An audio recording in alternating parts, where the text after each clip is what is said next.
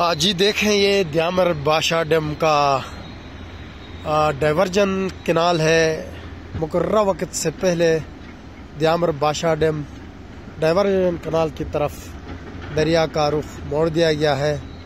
آج کے بعد دریائے سندھ قدرتی گزرگاہ کے بجائے ڈائیورجن ٹنل اور ڈائیورجن کنال سے گزرے گا۔ یہ مناظر آپ دیکھ رہے ہیں، اس وقت میں موجود ہوں دیامر بادشاہ ڈیم سائٹ پر۔ یہاں پہ آپ دیکھ رہے ہیں دن رات مشتری کام کر رہی ہے، اور اس وقت یہاں پر دریا کا رخ موڑنے کے لیے مشتری تیزی سے کام کر رہی ہے۔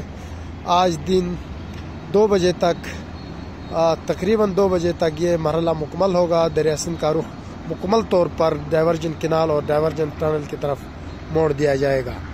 یہ مناظر آپ اس وقت دیکھ رہے ہیں اسکرین پر، بہت ہی خوبصورت مناظر ہیں۔ یہ آپ کو ہم دکھا رہے ہیں دیامر بادشاہ ڈیم سے براہ راست۔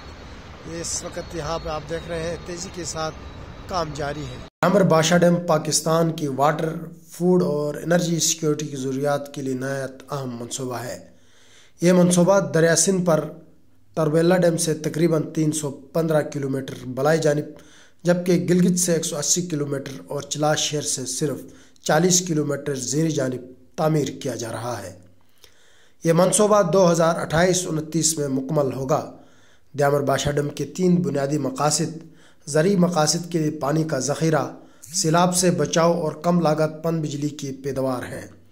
دیامر بادشاہ ڈیم میں مجموعی طور پر 81 لاکھ ایکڑ فٹ پانی ذخیرہ ہوگا، جس کی بدولت 12,30,000 ایکڑ اضافی زمین سیراب ہوگی۔ منصوبہ کی بجلی کی پیدا کرنے کی صلاحیت 4,500 میگا واٹ ہے، اور یہ نیشنل گرڈ کو ہر سال اوسطاً 18 ارب یونٹ بجلی مہیا کرے گا۔